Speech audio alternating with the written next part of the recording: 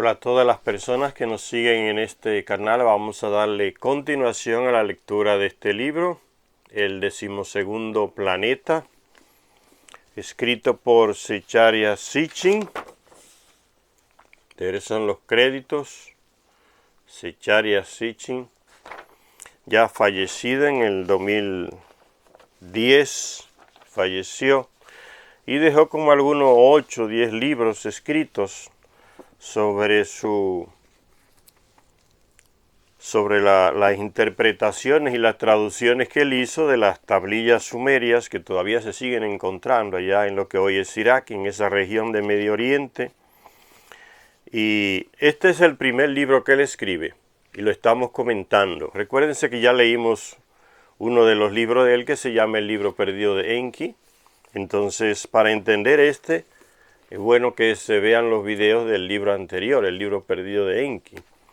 Estamos en la parte donde se menciona lo que ya también se menciona más ampliamente en el libro perdido de Enki, del golpe de estado que se le dio en el planeta Nibiru al rey Alalu, el 9º rey, y que huyó aquí a la Tierra. El golpe de estado se lo dio Anu.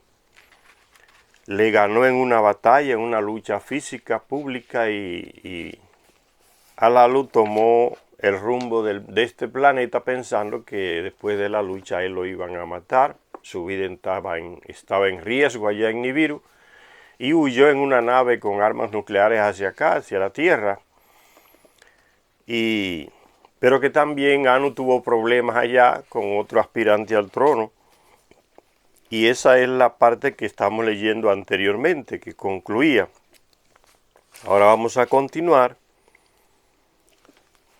después de esa parte donde dice: no cabe duda de que esta epopeya, escrita 1000 años antes de que se crearan las leyendas griegas, fue la precursora del relato del destronamiento de Urano a manos de Crono. Está haciendo la comparación con esa leyenda, con ese relato de lo que pasó en el planeta Nibiru, con los relatos que también pasan para los griegos, para decirnos que todos esos relatos griegos que algunos expertos llaman de mitología griega,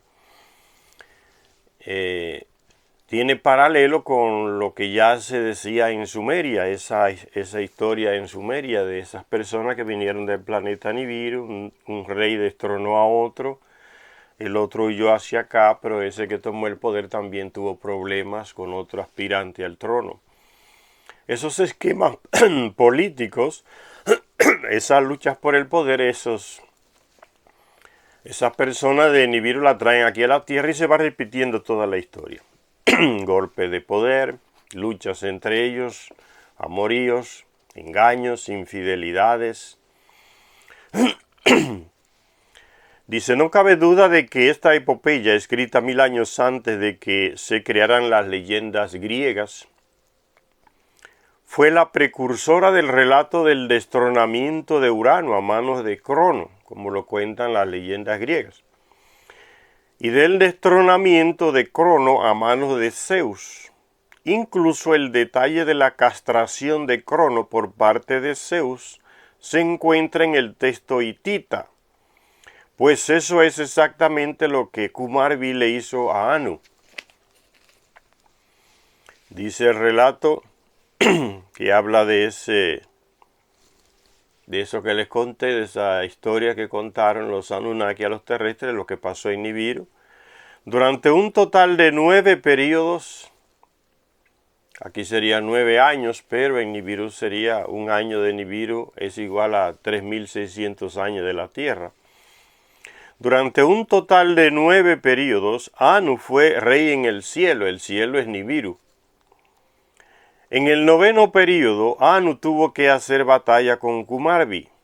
Anu consiguió soltarse de Kumarbi y huyó. Huyó Anu elevándose hacia el cielo, se fue a Nibiru. Entonces la lucha fue aquí en el planeta Tierra. Kumarbi salió tras él y lo agarró por los pies, tiró de él hacia abajo desde los cielos, le mordió los genitales y la virilidad de Anu al combinarse con las tripas de Kumarbi, se fundió como el bronce. Según este antiguo relato, sigue escribiéndose Charya Sitchin, la batalla no terminó con una victoria total. Aunque castrado, Anu se las apañó para huir hasta su morada celeste, hacia Nibiru, dejando a Kumarbi con el control de la tierra. Mientras tanto, la virilidad de Anu produjo varias deidades en las tripas de Kumarbi, deidades que, como Crono en las leyendas griegas, se vio obligado a liberar. Uno de estos dioses fue Teshup, el dios supremo de los hititas. Los hititas. Sin embargo, iba a ser una batalla épica más antes de que Teshup pudiera reinar en paz. Iba a haber una batalla épica más antes de que Teshup tomara el reinado. Al saber de la aparición de un heredero de Anu en Kunmilla, la morada celeste, Kunmilla, la morada celestial, hablando como de Nibiru. Kumarbi preparó un plan para crear un rival para el dios de las tormentas, Teshup. Tomó el báculo con la mano y se puso en los pies un calzado que le hacía rápido como los vientos. Y fue desde su ciudad Urkish hasta la morada de la Dama de la Gran Montaña. Un calzado que le hacía volar como el viento. Esta es pura tecnología, señores. Unos zapatos voladores, diríamos hoy. Todavía no se ha inventado esa tecnología. Se han inventado, sí, skate y cosas así que se lo ponen en los pies, se los amarran y tienen unos motores impulsores, pero ni siquiera están comercializados. Pero fíjense, miles de años aquí ya se nos habla de una tecnología que colocado en los pies algún tipo de aparato como un zapato le hacía a la persona impulsarse. Y este hecho lo encontramos dos veces en el relato que leíamos en el libro perdido de Enki. Vemos también como Jibilu, un hijo de Enki, científico, le construye también unas sandalias voladoras a Horus, el dios en el Egipto antiguo, Horus, que pasa también esa leyenda para los griegos, donde vemos a Hermes, que sería Horus, con las mismas sandalias que tienen unas alas, las sandalias voladoras. Entonces, tecnología, miles y miles y millones de años más avanzada que la de nosotros, la tecnología de los Anunnaki.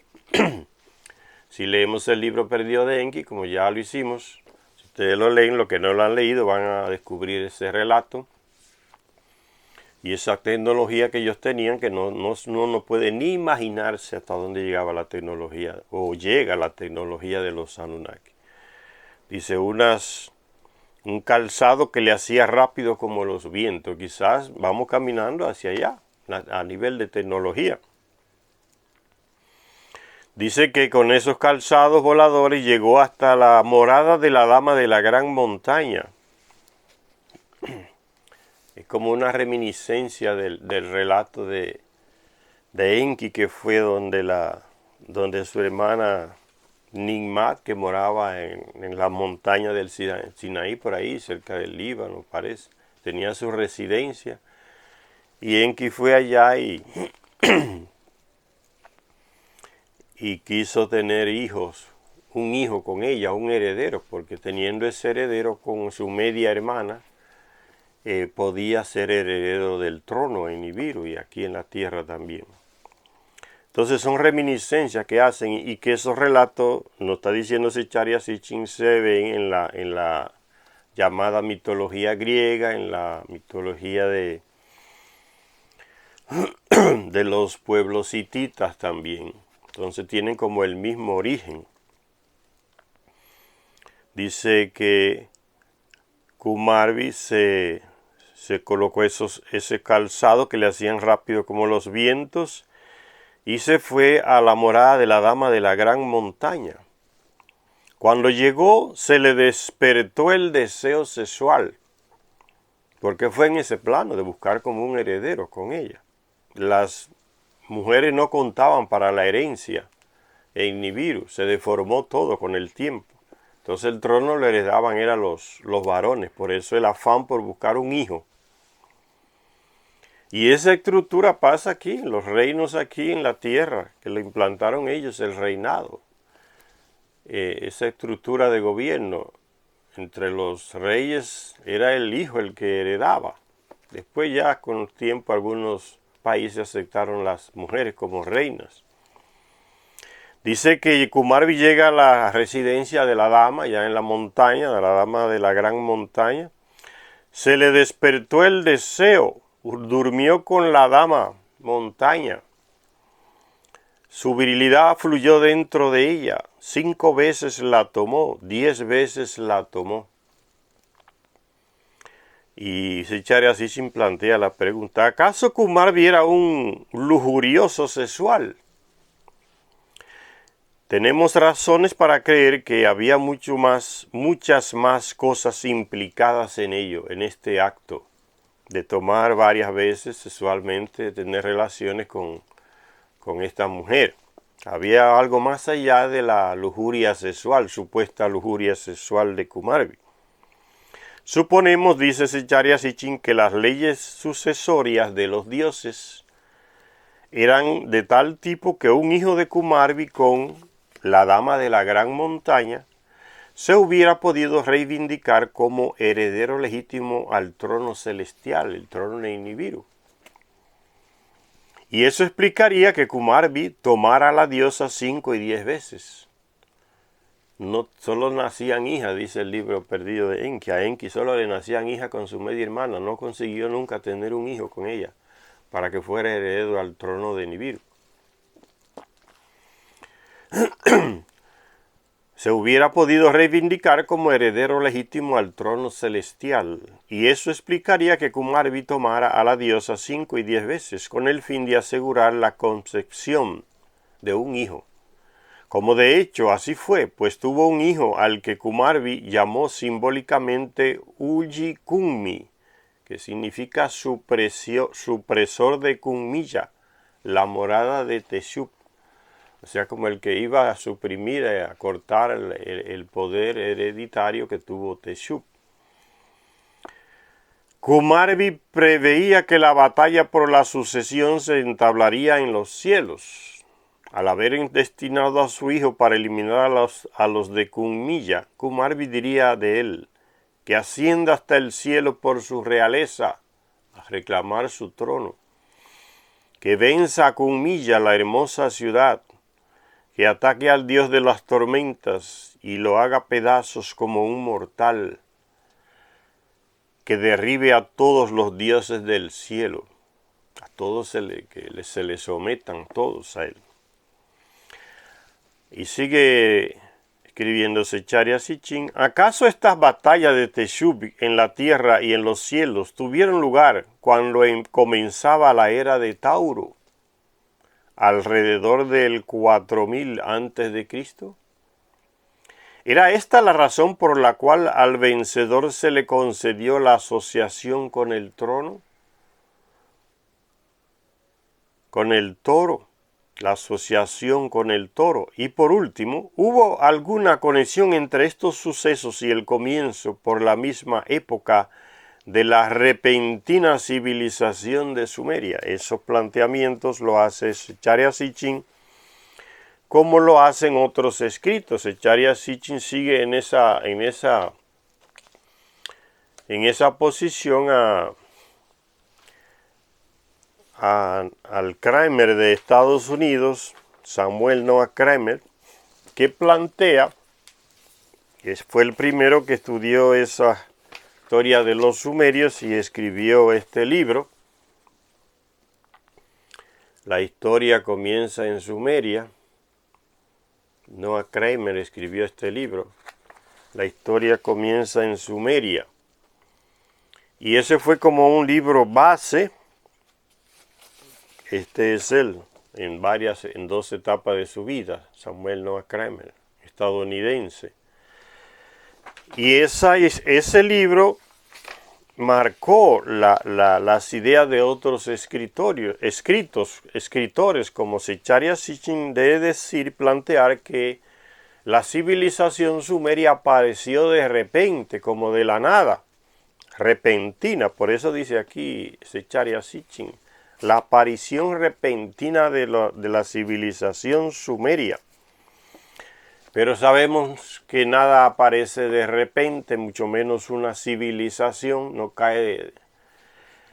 sale de la manga así tan fácil, mucho menos sale de la nada.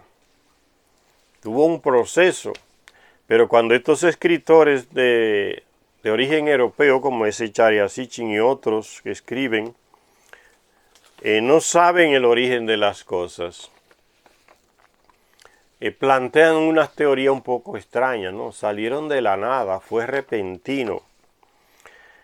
Este hombre en el 1869, este Julio, en español sería Julio, este Julio Opper, nació en Alemania y después se fue a dar aulas de alemán en Francia.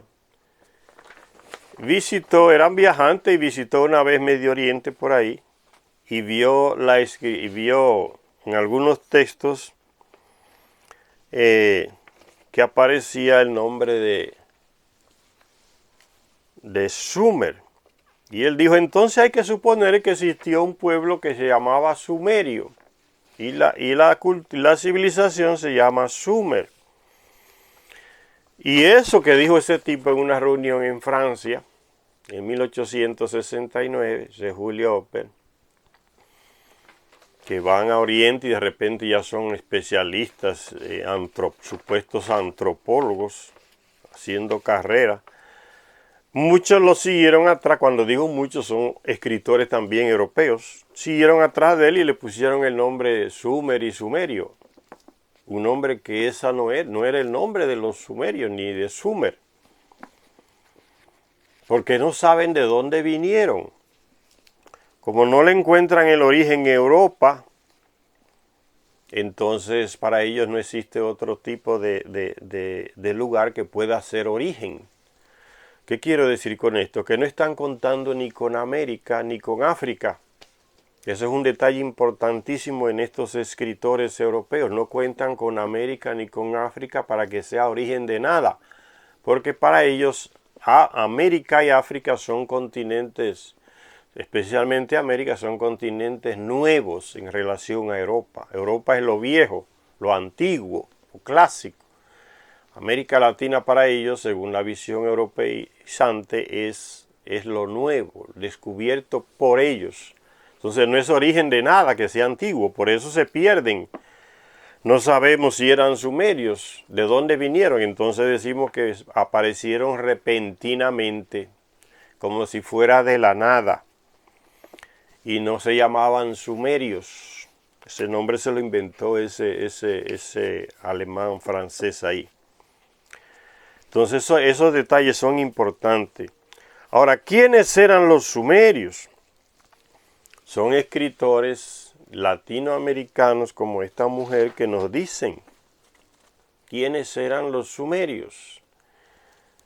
Ruth Amarilis Rodríguez Sotomayor, ya les mencioné esta mujer, nacida en Ecuador y radicada desde el 70 y tanto por ahí en España. Se ha dedicado gran parte de su vida a estudiar el tema de las emigraciones que poblaron el mundo, antes diluvianas y después del diluvio. Y ahí se descubren Esa mujer ha escrito más de 50 libros. Secharia Sitchin escribió apenas 10 o 9 libros. Esta mujer ya va por más de 50 libros, estudiando culturas antiguas, el origen de pueblos de Oriente, de África, de Europa. O sea, no es una mujer localista como estos escritores europeos que todo se centra en Europa. El origen de una lengua que no saben tuvo que ser indoeuropeo. Para ellos América no cuenta como origen de nada, ya les dije, mucho menos África. Y lo mismo pasa con los hititas. Ellos no saben de dónde salen los pueblos y dicen tal vez posiblemente de origen desconocido que aparecieron. Ese problema que tienen los europeos, ¿no? Ese centralismo en ellos mismos, ese ser tan localista, les hace que las teorías que planteen sean dudosas, cojean de algún pie, porque no tienen una visión más amplia. Dejan fuera a los africanos, dejan fuera a los americanos, no lo ven como inicio de nada. Y eso los limita y limita sus escritos. Entonces yo decía que uno no puede dejarle la antropología, el origen de las cosas, la antigüedad de muchas cosas que se descubren, a que la dirijan y la definan los antropólogos y estudiosos europeos, porque son muy localistas, muy preconceituosos con relación a América y África. Entonces se necesitan mentes más abiertas. Y eso pasa en la cuestión de los hititas que estamos viendo. ¿De dónde nacieron los hititas? ¿De dónde procedían? ¿Quiénes eran? Estos estudiosos europeos no saben. No, que fue un reino que apareció ahí en lo que es Anatolia, en Turquía. Los hititas, por acá, en lo que hoy es Turquía. Que ese reino apareció ahí, pero ¿de dónde venían? No saben. ¿Cuál era el origen de esa raza? No lo saben. Los estudiosos europeos no lo saben. Por eso se inventan unas teorías extrañas, ¿no? Aparecieron de repente. Era un pueblo tal, pero ¿de dónde venían? No lo saben. Son ignorantes, muy ignorantes por ese localismo. Entonces yo les sugiero que lean los libros de esta mujer. ¿Saben quién descubrió que los hititas surgieron aquí en América? Tienen su origen en América. Este hombre, Gabriele D'Annunzio Baraldi, este hombre, italiano nacionalizado brasileiro, aquí en Brasil hizo investigaciones. Él era de esos que no son antropólogos, investigadores del montón, no son oficiales, hacen las cosas por su cuenta y tienen una gran independencia. Gabriele D'Annunzio Baraldi. Y escribió un Baraldi.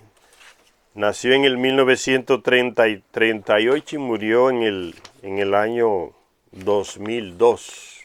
Gabriel Baraldi. Hay algunos videos de él en YouTube.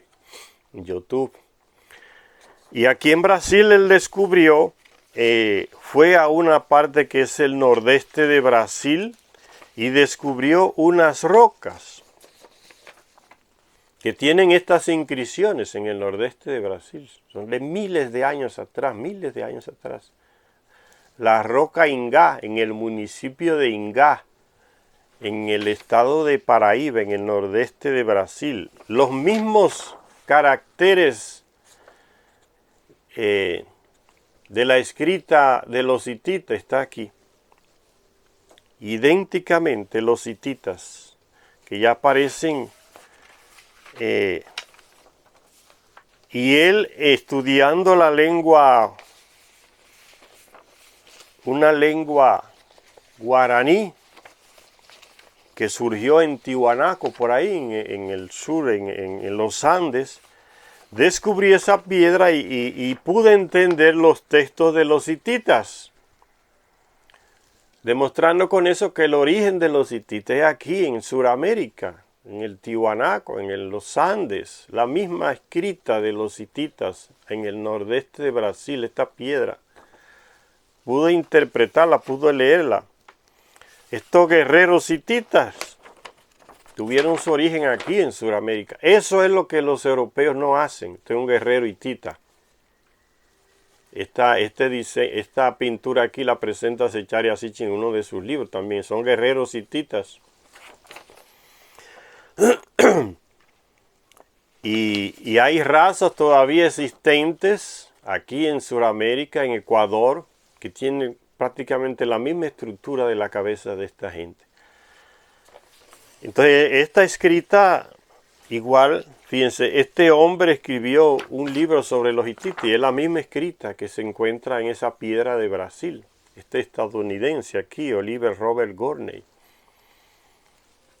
Entonces Ruth nos muestra con esas investigaciones que ha hecho de estos autores que son invisibilizados, que han descubierto cosas.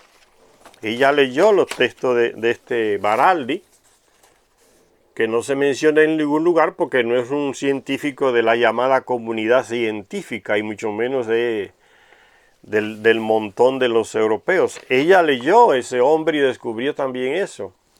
Los hititas tienen su origen en Sudamérica. Las grandes emigraciones que poblaron Europa, Asia, la India, Mesopotamia, tienen su origen en Sudamérica. Ella nos muestra eso, que ella no hace historia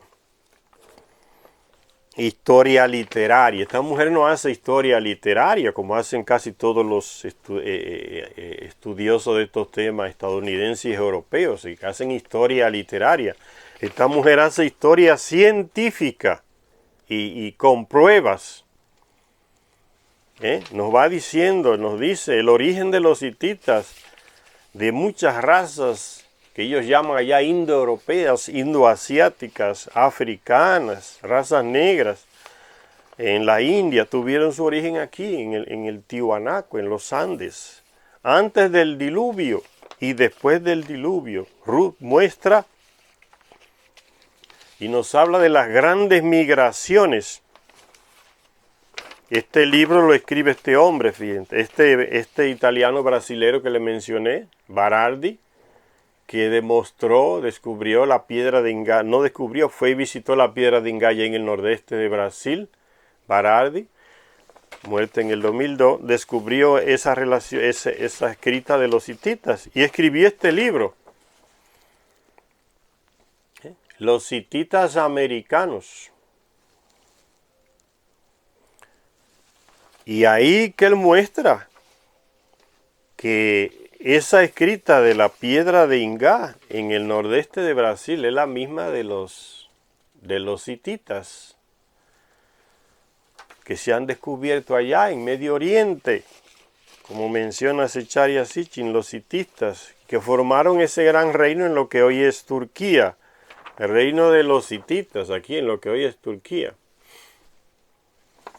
Porque eran grandes navegantes, toda esa cultura que salieron de los Andes, antes del diluvio y después del diluvio, eran grandes navegantes, gente con un conocimiento científico muy grande, muy profundo, incluso a nivel de lo que hoy llamamos computación. Entonces todos esos orígenes están aquí y por eso los europeos que no ven a América como origen de nada, ¿no? Ni les interesa, hallan que es lo nuevo descubierto por ellos, se inventan esas teorías extrañas de decir, no, que surgieron de la nada. Los sumerios aparecieron de la nada, de repente. Es que no saben. No saben porque no se han molestado en investigar lo que hay por acá. Simplemente toman las estupideces que escribieron los frailes de la Inquisición española por acá, que deforman todo. No, que esto era un continente de salvajes, de antropófagos, de gente que hacía sacrificios humanos, que no tenían ni escrita, ni libros, no conocían libros ni nada. Todo eso es falso, señores. Esa es la historia falsa que se nos enseña en las escuelas y en las universidades de nuestro continente. Y los que se forman aquí se sienten con ese complejo de inferioridad, ¿no? Para ser un buen antropólogo hay que ir a formarse en Europa. Yo estudié en París, estudié en Londres antropología, estudié en Alemania, estudié en Estados Unidos. Así se sienten los grandes antropólogos. Complejo de inferioridad. Ese mestizaje colonialista que está en la cabeza. Y no ven a su propio continente como origen de nada tampoco, porque tienen los esquemas europeos en la cabeza. Son los que llegan a nuestros países aquí después de formarse, y muchos ni se forman, y dirigen los institutos de cultura en nuestros países. Y hacen todo lo posible para que la cultura de nuestros países, los hallazgos que se hacen a nivel de escrita, de jeroglíficos, todo eso quede oculto, o lo dejan abandonado. Se descubren grandes descubrimientos en cavernas y los gobiernos nuestros en Latinoamérica no se interesan absolutamente por eso. ¿Quién se los lleva? Los europeos y los estadounidenses. ¿Para qué? Para ocultarlos, no para estudiarlos, ni para publicarlos, para ocultarlos allá, que se pudran en los museos allá. Ni los publican ni dejan que uno de aquí vaya allá a estudiarlos y publicarlos. O sea, sigue el ocultamiento de la cultura de nuestro continente.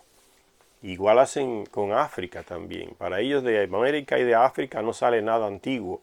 Entonces esta mujer nos muestra lo contrario. Pero con prueba, con historia científica, no con historia literaria, como hacen estos escritores europeos. Entonces los hititas tienen su origen, sí. Y eso que ese estadounidense le dio por llamar de sumerios, o sumen en 1800 y tanto, esas personas tienen su origen aquí en Latinoamérica. Eso nos lo muestra Ruth con sus estudios. Ella muestra y demuestra eso con pruebas, a través de lo que se llaman los libros líticos, escritos en grandes, en pedazos de metal grandes, de plata, de oro, en escritas que hicieron las mujeres aquí antes y después del diluvio en Sudamérica. El origen está ahí de tantas razas que emigraron a Europa, a Asia, a la India. Razas blancas y razas negras que emigraron de aquí. Entonces el problema de los estudiosos europeos. Por eso, así como Zecharia Sitchin, otros estudiosos europeos plantean la teoría esa de que ¿quién eran los sumerios? Que lo llaman los sumerios. Pero aquí en América tienen otros nombres, que Ruth nos los indica y nos dice qué raza era esa, de dónde procedió. Entonces dicen que no, que llegaron aparecieron de la nada o son indoeuropeos, pero no se sabe cuál es, de dónde, de qué parte de Europa aparecieron. Entonces salen con unas teorías extrañas. Entonces hay que leer estos libros de estos estadounidenses y europeos con esa visión, señores. Para ellos de América y de África no sale nada. Son ellos que descubrieron acá. Entonces, por eso se pierden en sus teorías. Y sigue diciendo él, comparando la leyenda de esto de los sumerios con la de los hititas, diciendo que también se relatan prácticamente las mismas cosas. En algunos aspectos varían, haciendo la conexión entre los dioses de los hititas, los dioses de los griegos, los dioses de los sumerios. Eso es lo que está haciendo en esta lectura Zecharia Sitchin, mostrando la relación, que todas tienen una misma base. Y para él, como ya les dije, siguiendo a Kramer, todo inicia en Sumeria. Para ellos todo inicia en Sumeria, pero ni saben de dónde llegaron los sumerios. Pero siguen diciendo que todo inicia en Sumeria, porque aquel estadounidense escribió eso y lo dijo. Y los hallazgos arqueológicos, según ellos, remiten a toda esa cultura de Grecia, de la India y de Egipto, remiten a los sumerios. Pero ¿de dónde llegaron los sumerios? Ahí se traban. ¿Quiénes eran? Ahí se traban. Entonces se pierden inventando teorías que salieron de la nada, que fue de repente que apareció. Y Zecharia Sitchin plantea que esa cultura nació empujada por los Anunnaki, esas personas que llegaron de Nibiru acá. Pero hay muchas lagunas en Zecharia Sitchin en saber, sí, pero ¿de dónde llegaron los sumerios? Esa cultura civilizada, que esos pueblos hititas no lo saben. Y sigue narrando aquí, comparando los relatos de las tablillas aparecidas en los pueblos en los pueblos hititas, hablando de ese Kumarbi que quería tomar el poder. Dice, Kumarbi llamó, al haber destinado a su hijo para eliminar a los Kunmilla, a los de Kunmilla, Kumarbi diría de él que ascienda hasta el cielo. Y entonces Zecharia Sitchin se hace las preguntas. ¿Acaso estas batallas de Teshub en la tierra y en los cielos tuvieron lugar cuando comenzaba la era de Tauro? la constelación de Tauro. Alrededor del 4000 a.C., era esta la razón por la cual al vencedor se le concedió la asociación con el toro, que representaba la constelación del toro, Tauro. Y por último, ¿hubo alguna conexión entre estos sucesos y el comienzo por la misma época de la repentina, dice Zecharia Sitchin, ¿están viendo? De la repentina civilización de Sumer? No cabe duda de que el panteón y los relatos de los dioses hititas tienen sus raíces ciertamente en Sumer, en su civilización y en sus dioses. Eso es lo que plantea Zecharia Sitchin. Lean esta mujer para que vean otros planteamientos.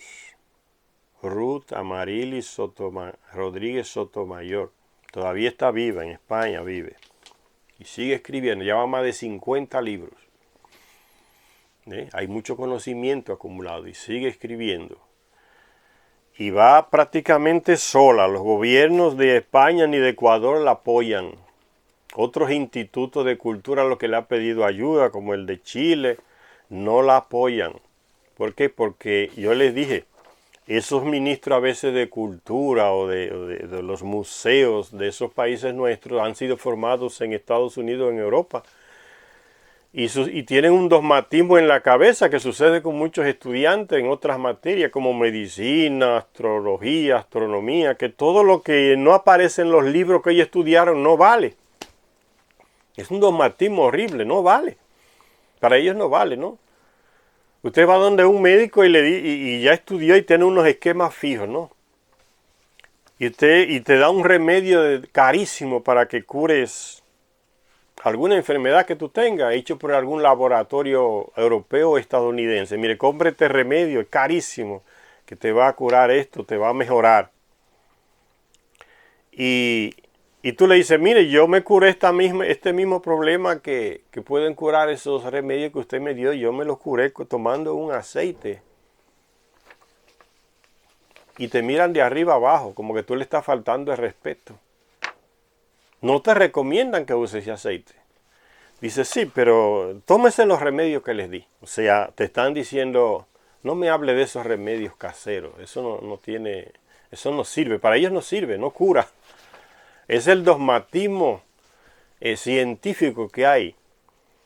Y estos estudiosos como Ruth, como este italiano brasilero que les mostré, tienen muchos problemas a la hora de estudiar, porque tienen que valerse con sus propios recursos y con algunas donaciones que algún buen samaritano les hace de vez en cuando para desarrollar sus teorías. Y la comunidad científica busca pagar estos escritores. Que nadie los lea, que nadie los ayude, que nadie los financie. Porque esos estudiosos, antropólogos nuestros, directores de museos nuestros, ya vienen con esos dogmas y responden mal a las directrices de las escuelas europeas. A veces reciben hasta dinero de la Academia de Francia o de algún instituto en Estados Unidos para que no promuevan, no investiguen sobre sus propias culturas, que las tengan ahí, si encontraron unos restos, entiérrenlos ahí, déjenlos ahí, abandónenlos, no investiguen su propia cultura, su propia riqueza, o dejan que ellos mismos, aquellos europeos estadounidenses, se los roben, se los lleven. Entonces esta persona como Ruth han hecho un gran aporte, inmenso aporte, más de 50 libros, y sigue, recuerden, historia científica, no historia literaria. No de decir no que a lo mejor son indoeuropeos, no de decir que salieron de la nada, de repente, nada de eso. Eso es historia literaria.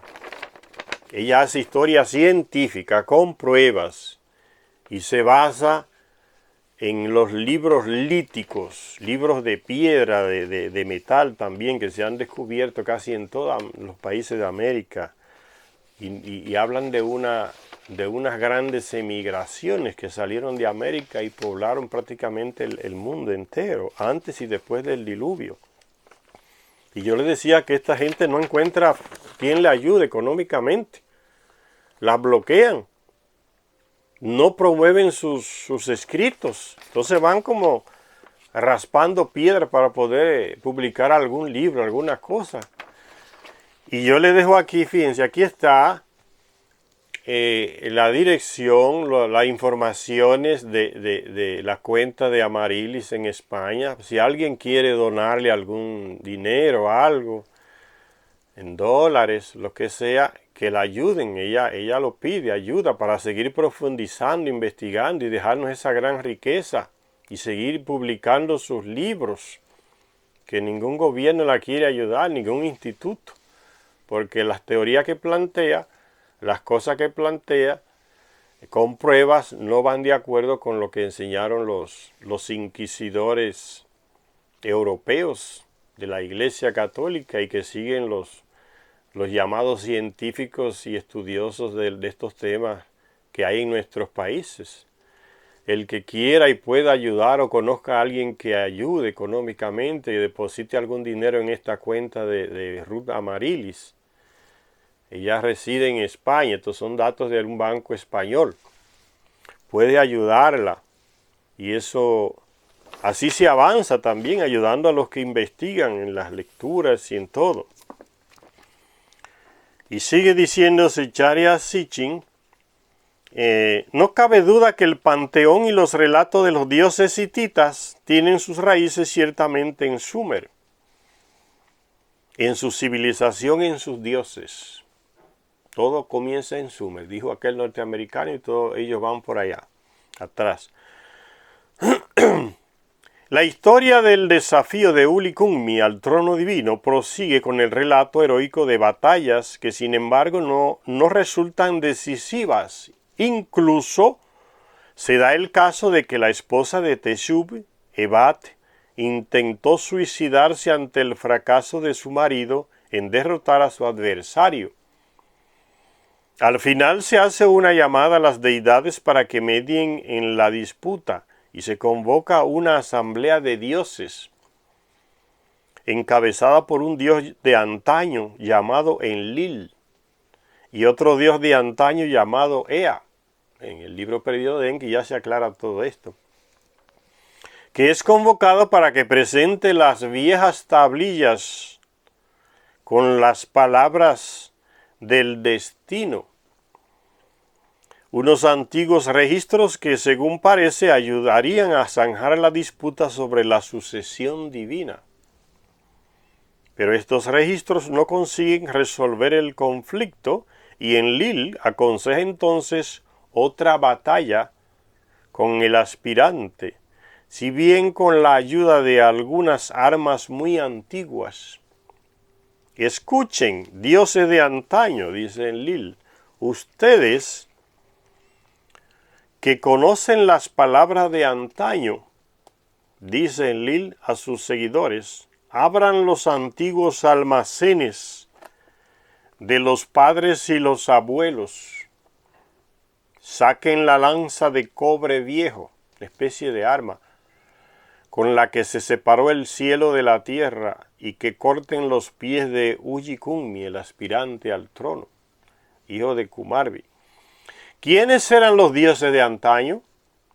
Hace Zecharia Sitchin la pregunta. La respuesta es obvia, pues todos ellos, Anu, Antu, Enlil, Ninlil, Ea y Skur, llevan nombres sumerios. Incluso el nombre de Teshub, así como los nombres de otros dioses hititas, se solía escribir con escritura sumeria para denotar su identidad. Por otra parte, los nombres de algunos de los lugares citados en la acción eran también los de antiguos lugares sumerios. Y sigue diciendo Zecharia Sitchin, los estudiosos cayeron en la cuenta de que los hititas adoraban de hecho un panteón de origen sumerio, y de que el ruedo en el que se desarrollaban los relatos de los dioses de antaño era Sumer. Sin embargo, esto era solo parte de un descubrimiento mucho mayor. No solo resultaba que la lengua hitita estaba basada en diversos dialectos indoeuropeos, le ponen el origen de la lengua de los hititas en Europa, indoeuropeo. No ven más allá de eso estos escritores. Indoeuropeo, todo va por ahí, indoeuropeo, indoasiático. De América y África nada. Indoeuropeo dice, no cabe duda, dice. Los estudiosos, hablando de europeos y estadounidenses, cuando él dice los estudiosos y los expertos de esa gente, porque de Latinoamérica no menciona nada, ni estudiosos, ni expertos, ni en estos libros. Dice, la lengua hitita estaba basada en diversos dialectos indoeuropeos. Entonces este hombre, Barardi, descubre aquí, leyendo la piedra de Ingá, municipio de Ingá en Brasil, que no, que los textos, estos son textos hititas. Y que es el mismo idioma este es Barardi. Y que es de aquí que nace en los Andes la escrita de del origen del idioma de los hititas, está aquí en América. Un día vamos a leer estos libros para que vean. Entonces fíjense, aquí le dice que es origen indoeuropeo porque no saben. Pero aquí con pruebas se le demuestra que el origen está aquí en Tiwanaku. ¿Y quién vivía en Tiwanaku, Señor? Que dio origen a tantas razas, a tantos pueblos, a tanto avance tecnológico que la gente ni se imagina lo que salió de aquí de los Andes, de Tiwanaku. En el libro perdido de Enki lo dijimos, Señor. Recuérdense que Ninurta, el hijo de Enlil, tenía su dominio aquí en Sudamérica. Y Ninjicid, el hijo de Enki, tenía su dominio aquí en Centroamérica, Mesoamérica, como dicen. Y que Ninurta trajo en una nave a quién? Al hijo de Adapa, el primer terrestre civilizado, llamado Caín, que había matado a su hermano allá, en lo que ellos llaman Sumeria. Y Ninurta, que había sido su tutor desde pequeño, lo trajo aquí a América y creó esta raza de los indígenas. ¿Y los europeos qué fue lo que se inventaron? No, que esos son asiáticos que cruzaron por allá, por Canadá, por el estrecho de Bering, cuando estaba congelado, no estaba congelado. Pero si esta cultura de miles de años eran grandes navegantes, ¿para qué caramba iban a cruzar por el hielo, por allá? Es que circundaban la Tierra entera, el planeta en sus embarcaciones. Eran más avanzados que cualquier otra cultura. Y fue desde acá, y el mismo libro de Enki lo dice, Ninurta les enseñó a cruzar un gran mar, los océanos. Y les enseñó a construir barcos, a trabajar los metales, a construir ciudades. Y esas grandes ciudades de México, de Guatemala, las que se han descubierto en toda América, en la Amazonia brasileira, peruana, boliviana. Está lleno de ciudades el continente hasta el sur. Eran poblados, construcciones enormes. ¿Por qué no se sabe esa información? Porque los institutos, ya les dije, los institutos de cultura de estos países nuestros, con gente formada en Europa, en Estados Unidos, el problema, hacen todo lo posible para ocultar todo eso. Y cuando tú le hablas y dices, no, yo no estudié esas cosas, eso va en contra de mis estudios hechos en Europa y en Estados Unidos, los directores de los museos de nuestros países, los antropólogos nuestros, todos formados allá con esa mentalidad colonialista, mestizos acomplejados, que de aquí no sale nada, eran salvajes. Entonces no tienen otra fuente y rechazan todo. Pero el origen de esos pueblos que esos europeos llaman indoeuropeos, indoasiáticos, Ru nos dice de dónde, y otros escritores también latinoamericanos nos dicen de dónde salieron esas culturas y por qué llegaron hasta allá. Porque eran grandes navegantes, tenían conocimientos. ¿Quién les dio ese conocimiento? Esa es la novedad de Zecharia Sitchin, que profundiza lo que planteaba a nivel de, casi pregunta aquel von Däniken en alemán. Eran los dioses astronautas. Zecharia Sitchin profundiza más esa posición de que sí, esas personas del planeta Nibiru llegaron aquí y crearon el ser humano, el terrestre, y fue evolucionando y le dieron en un momento lo modifican genéticamente y aparece ese hombre civilizado, pero no de repente, es un proceso de miles de años. Eso no se niega, eso se complementa con lo que investigó Baraldi y lo que sigue investigando Ruth, se complementa. Y Ruth y Baraldi, como Zecharia Sitchin, no lo dicen todo. Es para que nosotros tengamos conocimiento y alguien continúe profundizando sobre nuestros orígenes. Porque hay demasiado cosa por sacar que está oculta. Por el tiempo. Son edades y millones de años. Entonces se siguen elaborando teorías. Y después resulta que esa teoría ya está desfasada porque se descubre algo más antiguo todavía. Entonces, fíjense, imagínense que no sabemos todavía lo que hay en el fondo del mar. Hay un montón de animales que viven a cientos de kilómetros debajo del agua, de los océanos, y no los conocemos. Que vamos a conocer la historia de la humanidad. Haciendo intentos, diciendo cosas aproximadas, y peor entonces cuando es manipulada la información, como hacen estos investigadores europeos, y traban el conocimiento y el avance, porque se llevan las reliquias nuestras, las tienen allá pudriéndose en los museos, ni las publican ni dejan que nadie las publique, o sea, atrasan el conocimiento. Entonces esta gente que no son de ese montón que van atrás de los europeos, entonces son los que nos van iluminando. Y hay que sacarlos, publicarlos, porque ellos aportan cosas que otros no aportan.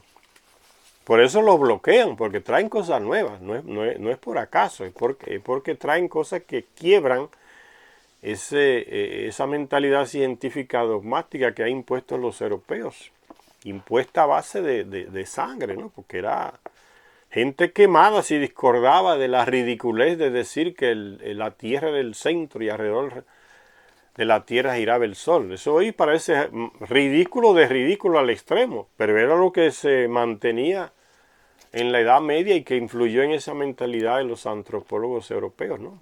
Lo que dijo la Inquisición, eso era, y por ahí vamos. Y todo lo adaptamos a lo que se dijo. Esos locos frailes dijeron, impusieron.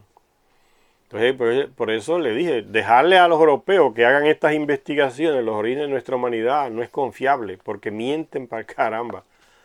Y no dicen la verdad, son orgullosos, un orgullo bobo, idiota, ¿no? De pensar que ellos son el centro de todo. Y de ahí nació todo. Y en América no nació nada. Cosas muy recientes, ¿no?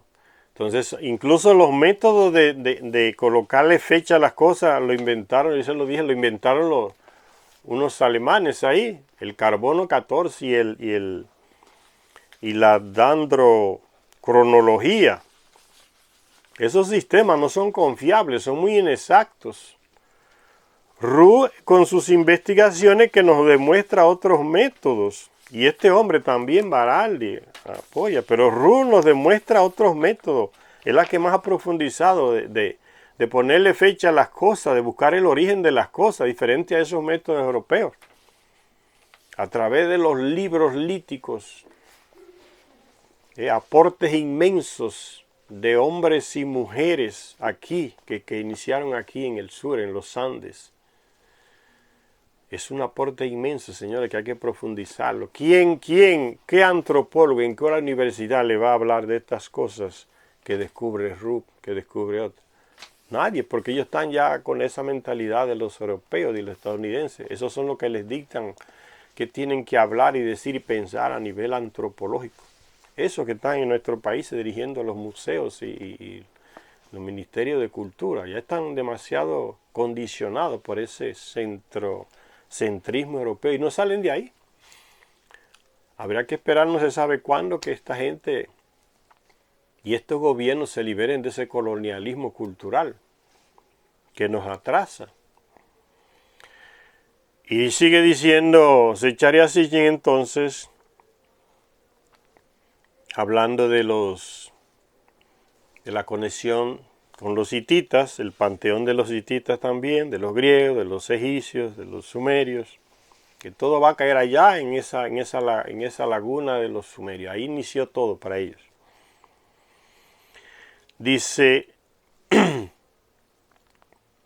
pero lo que provocó un profundo asombro entre los expertos fue el descubrir durante el transcurso de las labores de desciframiento del hitita, que lo que ya había hecho Baraldi aquí en Brasil, aquí en nuestro país, en Brasil, y lo que ha hecho Rupp, dice que estos europeos, dice Zecharia Sitchin, las labores de desciframiento del hitita, la amplia utilización de signos pictográficos, sílabas e incluso palabras completas sumerias.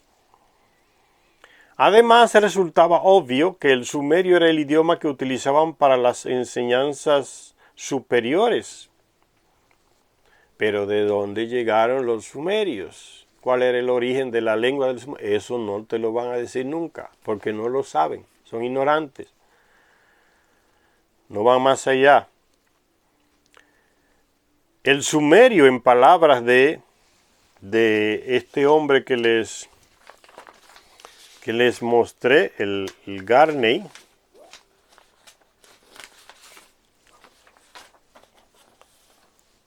este estadounidense que escribió un libro que se llama Los hititas. Aquí está la obra, aquí está él en 2 etapas de su vida y aquí está la obra que él escribió, Los hititas. Murió en el 2001. Oliver Roberto Garney. Y aquí lo menciona Zecharia Sitchin diciendo, en ese libro que él escribió, Los hititas, dice, en palabras de Garney, en su libro Los hititas, se estudiaba, según él, se estudiaba intensamente el idioma de los sumerios en Atushas, la capital, donde se han encontrado diccionarios sumerio-hitita. Muchas de las sílabas asociadas con los signos cuneiformes en el período hitita son en realidad palabras sumerias, de las que los hititas habían olvidado el significado. Que lo habían olvidado, dice. Extraño. En los textos hititas, los escribas solían cambiar palabras comunes hititas por sus correspondientes sumerias o babilónicas. ¿A qué escritor de estos europeos se le va a meter en la cabeza que eso nació aquí en América? No hay manera de que se le entre en la cabeza. La visión de los conquistadores la tienen hasta los huesos. Aquí no había nada. Ahora bien, cuando los hititas llegaron a Babilonia, y no te dicen de dónde llegaron a Babilonia los hititas, no te dicen, porque no lo saben, la ignorancia de los escritores europeos. Ahora bien, cuando los hititas llegaron a Babilonia en algún momento, dice, antes del 1600 antes de Cristo, hacía ya mucho que los sumerios habían desaparecido de la escena de Oriente Próximo. Entonces, ¿cómo entonces su lengua, la de los sumerios que habían desaparecido hace miles de años, dice que desaparecieron? Los sumerios no desaparecieron, desaparecen ciudades. Los pueblos se mezclan, no desaparecen, los pueblos se mezclan. Hay mucha sangre indígena, señores, en todas esas islas del Caribe y en otros lugares donde habían indígenas, están ahí. Solo que no se hace estudio de ADN en esas islas, porque no les interesa a los europeos descubrir ascendencia de esos latinoamericanos indígenas, pero están ahí. Solo hay que hacer análisis de DNA para que vean dónde aparecen los genes de los indígenas. Está en todas esas islas donde ellos vivían. Las culturas no desaparecen, se mezclan. Ni aparecen de la nada o de repente. Tienen un proceso. Esa manera de pensar la han inventado esos europeos, porque por la ignorancia. Dice, ¿cómo es posible que entonces que los sumerios que habían desaparecido hace miles de años de la escena, dice Zecharia Sitchin, pudieran influenciar a los hititas en su idioma? Pudieron dominar otro gran reino como el de los hititas. Y en otra parte de Asia. El puente, según han descubierto recientemente, ahora el puente entre los hititas y los sumerios, ¿cuál es? Entonces ahí viene otra teoría de estos europeos. El puente, según entre los hititas y los sumerios, según han descubierto recientemente los expertos, dice Zecharia Sitchin, lo estableció otro pueblo llamado como los hurritas. ¿Y cuál es la fuente de los que ellos van a procurar los hurritas? Lo mismo que hicieron con los hititas, al Viejo Testamento, que no es el primer libro, que en comparación con los textos de los libros líticos que ha encontrado Ruth aquí en Sudamérica, los textos bíblicos son muy nuevos, recientes en comparación con estos libros líticos, libros de piedra, de metal, de oro, de plata, que ella ha encontrado, que otros han encontrado aquí en Latinoamérica, en Ecuador, en otros lugares. Latinoamérica está llena de ese tipo de literatura, libros líticos, piedra de oro, tablillas. Tablillas no solamente se han encontrado en Sumeria, aquí muchas tablillas y mapas de viajes espaciales. Esta mujer los presenta. Ella hace literatura científica, ¿no? Literatura narrativa, como hacen los europeos. Y entonces, fíjense a dónde que se van. No aparecen, se van al Antiguo Testamento, el libro de la Biblia ahí, que no es lo más antiguo. Comparado con estos libros líticos es muy reciente, pero ahí es que los europeos se van para basarse en que, porque aparecen en el Nuevo Testamento, ahí está la base. O en los textos sumerios de arcilla, o si no en el Nuevo Testamento. De esas dos bases los escritores europeos no salen, porque son ignorantes, no conocen lo que hay aquí, o en África. Y entonces ellos dicen, ¿cuál es el puente entonces entre los hititas y los sumerios que habían desaparecido miles de años atrás? Dice, entonces los expertos establecen que es otro pueblo, que fue otro pueblo llamado los hurritas. ¿Y dónde aparecen los horitas o joritas en los textos del Antiguo Testamento? Pronto acabó. Eso es lo más antiguo para los europeos. ¿Qué significaba en el Antiguo Testamento? Llamado de horitas, horitas o joritas, pueblo libre. Dominaron los extensos territorios que se abren entre Sumer y Akkad en Mesopotamia. Y el reino de los hititas en Anatolia. Dominaron por ahí. Entonces eran vecinos de los hititas, citados en el Antiguo Testamento como joritas o joritas. Pueblo libre significa dominaron los extensos territorios que se abren entre Sumer y Akkad en Mesopotamia y el reino de los hititas en Anatolia, lo que hoy es Turquía. En la parte norte de sus tierras estaban las antiguas tierras de los cedros, de donde países limítrofes y lejanos obtenían sus mejores maderas. En el este ocupaban los actuales campos petrolíferos de Irak. Está hablando de los hurritas, dice el puente entre los hititas y los sumerios que habían desaparecido, dicen ellos, desaparecido, dice Zecharia Sitchin, miles de años atrás. El puente son los hurritas o uritas que se mencionan en el Antiguo Testamento. Sigue hablando de ellos. En el este ocupaban los actuales campos petrolíferos de Irak. Solo en una ciudad llamada Nuzi, los arqueólogos no solo encontraron las habituales estructuras y construcciones, sino también miles de documentos legales y sociales de gran valor. En el oeste, la soberanía y la influencia de los hurritas se extendía hasta la costa mediterránea y abarcaba a los grandes centros del comercio, la industria y la enseñanza de la época, como Carchemish y Alacaz, centros de grandes grandes industriales y comerciales de la época. Carchemish y Alacaz eran grandes ciudades. Pero las sedes de su poder, de los hurritas, los principales centros de las antiguas rutas comerciales y sus más venerados santuarios se encontraban en el corazón que había entre los dos ríos, Tigris y Éufrates. En la bíblica Naharayim, todo para estos escritores europeos, o los textos, las tablillas sumerias o la Biblia. Y mucha gente tiene eso en la cabeza, de que la Biblia es el primer libro del mundo. ¿Ves? La ignorancia. Un libro muy reciente comparado con los libros líticos que ha descubierto esta mujer aquí en Sudamérica, en los Andes. Muy reciente los libros de la Biblia. Libros escritos de un pueblo que se dice y que elegido de Dios, de un tal Dios guerrero que mataba más gente que la que le cuidaba la vida.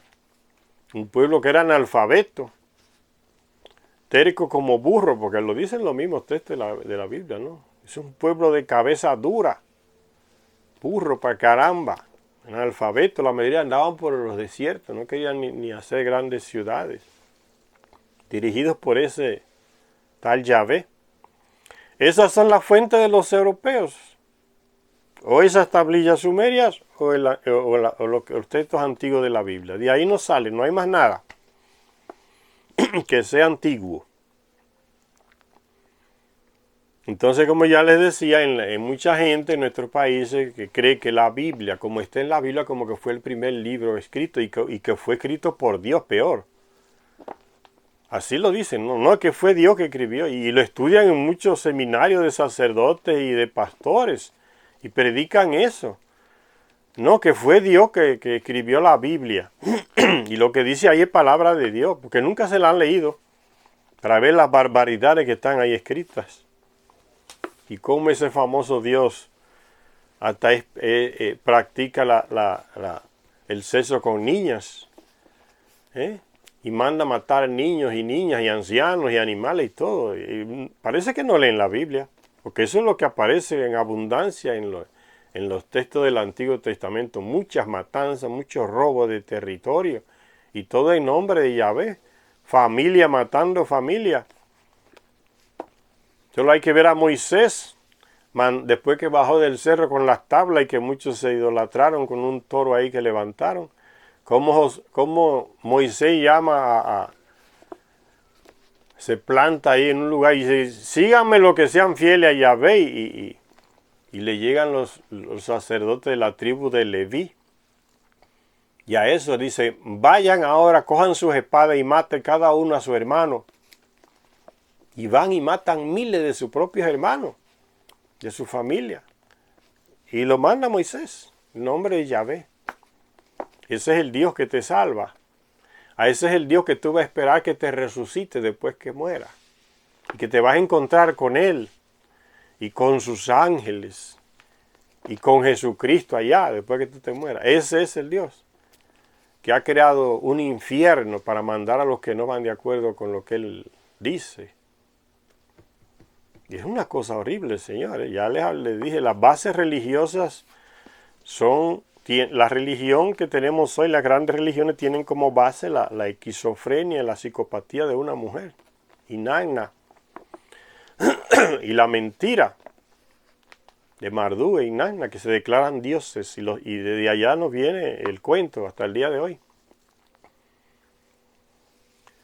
Entonces es importante saber estas cosas, señores, para no ser ingenuo y para no seguir transmitiendo ingenuidades. Abrir lectura, y leyendo uno avanza. Pero hay gente que estudia para robar. ¿Ustedes sabían eso? Hay gente que estudia para robar. Entonces no es suficiente estudiar. Hay gente que se forma, estudia para robar. Aprendí a robarle a los otros. Hay que tener eso en mente. Dice, el puente entre los sumerios y los hititas son entonces los horitas o joritas que aparecen en el Antiguo Testamento. Dice, sigue diciendo Zecharia Sitchin aquí, pero las sedes de su poder, los principales centros de las antiguas rutas comerciales y sus más venerados santuarios se encontraban en el corazón que había entre los dos ríos. Está hablando de los ríos Tigris y Éufrates, ya les dije. Su principal centro comercial junto al río Balik era la bíblica Harán, que hoy está ahí en Turquía, esa ciudad de Harán, antigua Harán con otro nombre. La ciudad en la que la familia del patriarca Abraham se estableció en su camino desde Ur, del sur de Irak, el sur de Sumeria, en el sur de la Mesopotamia, hasta la tierra de Canaán. Documentos reales egipcios y mesopotámicos se referían al reino urrita como Mitanni, el reino de Mitanni, que daba por ahí en lo que hoy es Siria, el reino de Mitanni, vecino de los hititas, ahí en Turquía. Dice, documentos reales egipcios y mesopotámicos se referían al reino urrita como Mitanni, el reino de Mitanni, y lo trataban en pie de igualdad, como una potencia, cuya influencia iba más allá de sus fronteras inmediatas. Los hititas llamaban a sus vecinos urritas, Urri. Sin embargo, algunos expertos han señalado que esta palabra también se podría leer como Har y como G. Un tal Contenu, un escritor francés que escribió un libro llamado La civilización de los hititas y de los urritas de Mitanni, ha sugerido la posibilidad, hablan a nivel de posibilidad, de tal vez, ha sugerido la posibilidad de que el nombre Harry, que en el nombre Harry uno ve el nombre Ari, o sea, los arios. ¿Ve? Vuelve otra vez a Europa. Los arios de este pueblo, el origen ario de los urritas también, todo es origen indoeuropeo. Que sean de los Andes, ignoran eso, ni remotamente les pasa para la cabeza. O Europa, todo, el centro, el origen. Ahí lo volvieron a meter, ve, indoeuropeo, que a lo mejor son los arios indoeuropeos. La raza aria, que los alemanes creen que nació para allá también, que son una raza especial. Todas esas razas llegaron de América. Esta mujer lo dice con pruebas científicas, no narrando cosas o diciendo posiblemente no. Tal vez no, ella habla con pruebas. Historia científica. ¿De dónde viene la raza aria? De las emigraciones que salieron de aquí, de los Andes. Hace historia científica, no con teorías de ficción. O diciendo posiblemente o tal vez, como dicen estos europeos. Entonces vea, pone a los urritas también como de raza aria. Es que tal vez es el origen de la raza aria. Ahí en Europa también nacieron. Y sigue diciendo el texto aquí. Los urritas dominaron cultural y religiosamente a los hititas. Los textos mitológicos hititas han resultado, dicen que eso es mitología, han resultado ser de procedencia urrita. E incluso los relatos épicos de los héroes prehistóricos semidivinos eran de origen urrita. Ya no existen dudas, dice Zecharia Sitchin. Ahí acaba todo, está todo claro. Piensa en ello. Ya no existen dudas. Los hititas adquirieron de los urritas su cosmología. sus mitos. Y Zecharia Sitchin pone eso de mitos siempre entre comillas, que él no cree que sean mitos. Son historias para Zecharia Sitchin. Sus mitos, sus dioses y su panteón de 12. Esta triple conexión, la que hay entre los orígenes arios, él le pone el origen allá en la raza aria, raza blanca. Pero Rus nos dice que la primera raza blanca que emigra desde los Andes, puebla el mundo, puebla Europa, salió de aquí, de los Andes, y lo demuestra. Los libros líticos hablan de esas migraciones, hacia dónde, cómo fueron, quiénes eran, y cuál es el nombre original de ellos, no sumerios, ni hurritas, ni hititas. Dice entonces, ya no existe en duda, dice Zecharia Sitchin, que los hititas adquirieron de los hurritas su cosmología, sus mitos, sus dioses y su panteón de 12. Esta triple conexión, la que hay entre los orígenes arios, el culto hitita y las fuentes hurritas de estas creencias está notablemente bien documentada en la oración hitita de una mujer por la vida de su marido. Fíjense la fuente que menciona Zecharia Sitchin para concluir que ese origen de que los hititas adquirieron su fuente fueron los hurritas. ¿Y quiénes eran? Bueno, ya se mencionan en el Antiguo Testamento y pronto y acabó. Ahí está la fuente. Hasta ahí llegan estos escritores, no van más allá. La ignorancia, ¿no? Entonces dice, esta triple conexión, la que hay entre los orígenes arios, el culto hitita y las fuentes hurritas de estas creencias está notablemente bien documentada en la oración de una mujer hitita por la vida de su marido enfermo, que dice así, dirigiendo sus súplicas a la diosa Ebat, esposa de Teshub, ese dios de los hititas.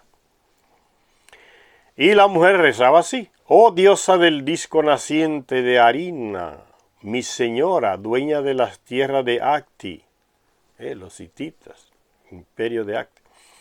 Reina del cielo y de la tierra, en el país de Acti, tu nombre es diosa del disco naciente de Arina. Pero en la tierra que tú hiciste, en la tierra del cedro, portas el nombre de Ebat. Diosa del disco naciente. ¿Qué es el disco naciente? En el libro perdido de Enki se aclara ese punto. Los Anunnaki que llegaron de Nibiru, la imagen del planeta Nibiru, con alas. El disco, un disco con alas, el planeta, que ese especialista también que no es del montón, científico, astrólogo, astrónomo también, geólogo, ya chileno, que también va en la línea de esta gente, de Rupp, de Baraldi. Ese chileno que le estoy mencionando, llamado Carlos Muñoz Ferrada, ya fallecido hace muchos años, también que matemáticamente, no haciendo historia literaria, matemáticamente, ahí en Chile descubrió el planeta Nibiru, midió su trayectoria, descubrió que tiene 3 velocidades, descubrió que gira alrededor de una estrella muerta que es su origen allá y de allá, y que fue capturado por Neptuno, por Júpiter y Saturno, y entró entonces en nuestro sistema solar y quedó para siempre capturado. Entonces hace esa órbita desde su estrella muerta y pasa por aquí por nuestro sistema solar y causa muchos cataclismos cada 3600 años. Ese chileno, Carlos Muñoz Ferrada, matemáticamente, por ahí están sus registros matemáticos, que los tienen todos. Y tú vas a Chile y nadie te sabe hablar de ese hombre, porque es de la línea de estos descubridores, que no están en el montón de la llamada comunidad científica controlada por los europeos. con la mentalidad de los inquisidores. Ese Carlos Ferrada mide. El planeta tiene 3 velocidades, una cuando está allá alrededor de su estrella muerta, otra cuando viene a mitad de camino y otra cuando ya llega aquí alrededor del Sol. Entra en el sistema solar, tiene otra velocidad. Y dice Ferrada que él lo llama planeta cometa porque tiene cola como un cometa. Y hace una vuelta, una órbita elíptica como los cometas. Elíptica, larguísima, no redonda como hacen los planetas aquí, o sea, alargada, elíptica. Cada 3.600 años viene por acá. Ese lo descubre, y que eso no lo sabían ninguno de los científicos de acá. Todavía lo están ocultando. Ahora le han puesto como planeta X. Ustedes ven lo que hacen los europeos y estadounidenses. No se les puede dejar en manos de ellos los conocimientos, ¿no? Y cuando descubren algo, le esconden. Yo les puse una imagen por ahí de Nibiru, en el libro perdido de Enki que les leí, que la tiene oculta ese Google, con esos cuadritos que le meten encima para que nadie la viera. Cuando no quieren que alguien vea algo, le meten un monte de cuadritos encima. Y alguien le quitó los cuadritos y apareció esa imagen detrás. El planeta Nibiru. Igual como lo aparecían en las tablillas sumerias. Aparecen en las tablillas sumerias. Y en algunos textos aquí en América. Textos antiguos, tablillas antiguas. Aparece el mismo símbolo. El disco como que es con alas. Alado, el disco alado, el planeta Nibiru. Son los satélites que vienen de lado, como 2 colas grandes, que los arrastra. Planeta inmenso. Y esas informaciones usted no las va a encontrar en los textos de los llamados científicos, que son del montón. Este tipo de investigadores que nos da esos aportes. Por eso los tienen invisibilizados, porque les contradice todas esas teorías que no han metido en la cabeza y que les siguen metiendo en la cabeza a los estudiantes de astronomía, de arqueología en estas escuelas europeas o de origen europeo que hay aquí en nuestros países, con la misma mentalidad de los europeos, estadounidenses. Sigue diciendo la lectura aquí.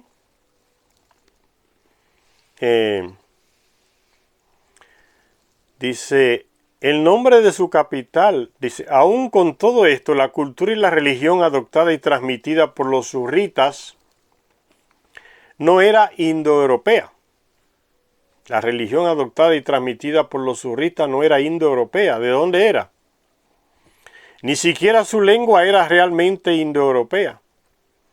Indudablemente había elementos acadios en la lengua, la cultura y las tradiciones surritas. Si no es indoeuropea, entonces Sumeria, ven. No salen de ese círculo vicioso estos escritores europeos. Era una variante del semita Resheni, donde comienzan las aguas. Al Tigris le llamaban Aranzac, que según creemos procedería de la frase acadia río de los cedros puros. Según creemos, dice Sicharaj.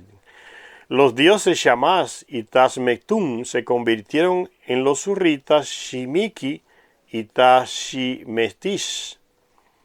Y así con otras cosas, dice Secharya. Pero dado que la cultura y la religión acadias no eran más que una evolución de las tradiciones y creencias originales sumerias, el origen está en Sumeria. Después de ese Kramer, el estadounidense, inventó esa cosa, todo el mundo lo va atrás de él. Todo comenzó en Sumeria. Dado que la cultura y la religión acadias no eran más que una evolución de las tradiciones y creencias originales sumerias, lo que los surritas absorbieron y transmitieron, de hecho, fue la religión de Sumer. Que este fuera el caso se hace evidente por el uso frecuente de nombres divinos, epítetos y signos escritos sumerios. Los relatos épicos, ya ha quedado claro, eran los relatos de Sumer. Los lugares donde moraban los dioses de antaño eran ciudades sumerias. La lengua de antaño era la lengua de Sumer. Incluso el arte hurrita era un duplicado del arte sumerio, tanto en formas como en temas y símbolos. ¿Cuándo y cómo mutaron los hurritas a causa del gen sumerio? Las evidencias sugieren que los hurritas, que eran los vecinos septentrionales de Sumer y Akkad en el segundo milenio antes de Cristo, se mezclaran en realidad con los sumerios durante el milenio anterior. Las evidencias sugieren. Es un hecho demostrado que los hurritas estaban presentes y activos en Sumer en el tercer milenio antes de Cristo y que tenían posiciones importantes en Sumer durante su último período de gloria, es decir, durante la tercera dinastía de Ur. Existen evidencias que indican que los hurritas dirigían y manejaban la industria del tejido, por la cual Sumer, y en especial la ciudad de Ur, era famosa en la antigüedad por los tejidos que hacía. Los renombrados mercaderes de Ur debieron ser hurritas en su mayoría. Son las conclusiones que saca Zecharia Sitchin.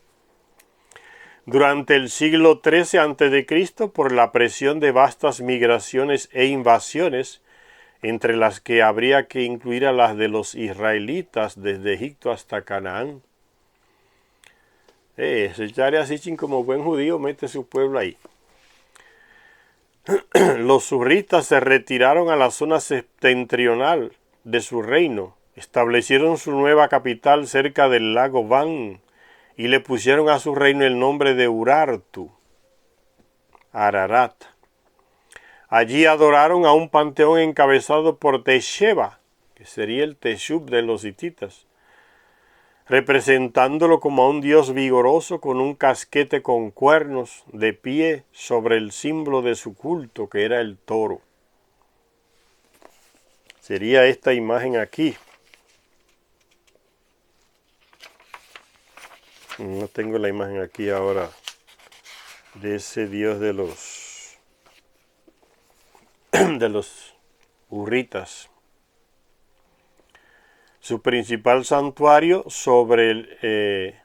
tuvo por nombre Vitanu, casa de Anu, que refiere a ese dios del planeta, a ese rey del planeta Nibiru, Anu, casa de Anu, Vitanu. Y se consagraron a construir su reino, la fortaleza del valle de Anu, Mitanni. Y Anu, como veremos, era el padre de los dioses sumerios. Vamos a cortar un poco por aquí la lectura de este libro, 12º Planeta, y después seguiremos leyendo y relacionando, como ya les dije, con los escritos y los aportes de estos personajes como Ruth Amarilis Rodríguez y este Barardi, que ya falleció y que escribió ese libro, Los hititas americanos, pero con base. Y recuerden lo que les dije, si ustedes conocen a alguien que puede ayudar económicamente a esta mujer, a Ruth, para que siga profundizando sobre nuestra cultura, nuestros aportes, aquí está el número de la cuenta del banco de ella en España, reside en España, para que le hagan los aportes en dólares y que ella pueda seguir haciendo su trabajo, porque no tiene ayuda de gobierno, ni de museos, ni de nadie. Entonces ella va arañando piedra para poder editar sus libros y dejarnos esa gran riqueza, que esperamos que no se las roben, porque eso es lo que hacen los europeos, los estadounidenses, se roban los aportes latinoamericanos acá, que muestran otra visión de la historia humana, de nuestra cultura, para que nadie se entere. La roban y la destruyen o la ocultan, para que eso no suceda con los aportes de Ruth. Aquí está el número de su cuenta. Si alguien puede ayudarle, entonces con seguridad ella le va a agradecer inmensamente. Gracias a todos los que nos ven. En la próxima lectura continuamos con este libro de Zecharia Sitchin.